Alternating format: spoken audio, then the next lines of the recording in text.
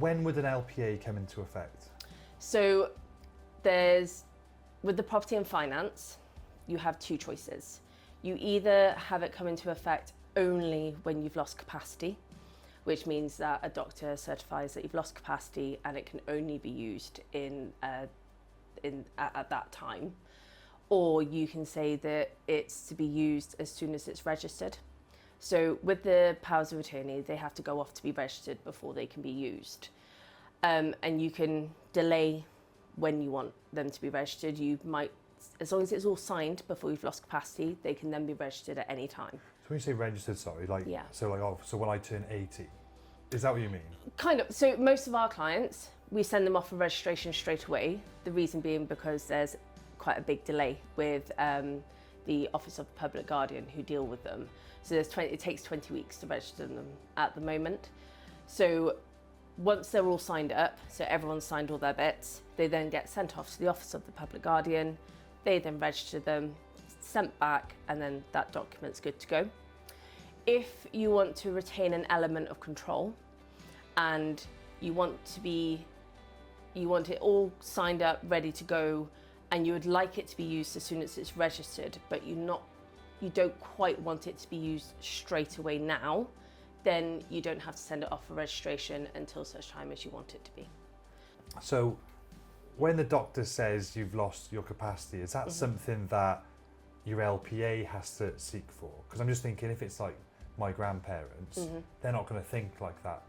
Yeah, if they're on their way on a decline. Normally what happens is children come to us and they say, Mum's losing capacity, she's just been diagnosed with dementia, she's had dementia now for 2 years, she really doesn't know what's going on anymore. Then the attorneys, at that point, they've probably already been dealing with doctors who, whether it's through the memory clinic or under a consultant, whatever it may be, the attorneys will then come in and say, here's a letter from the doctor, Mum's now lost capacity, can we have the power of attorney, we need to start using it. And then they will at that point. The difference with the health and welfare is the health and welfare one can only be used when you've lost capacity.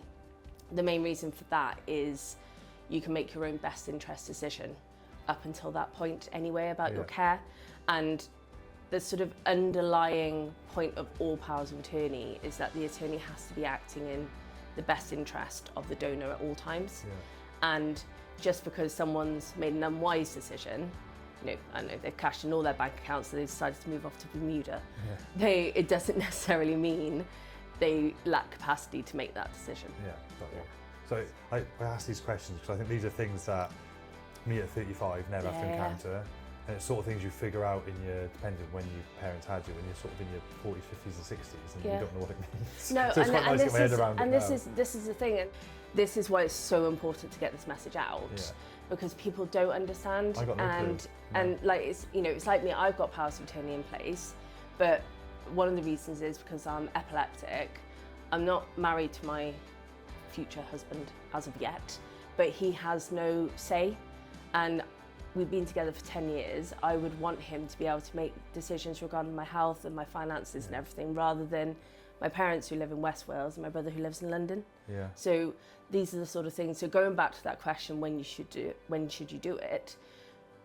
Anytime really, but there are ways that you can kind of retain that control.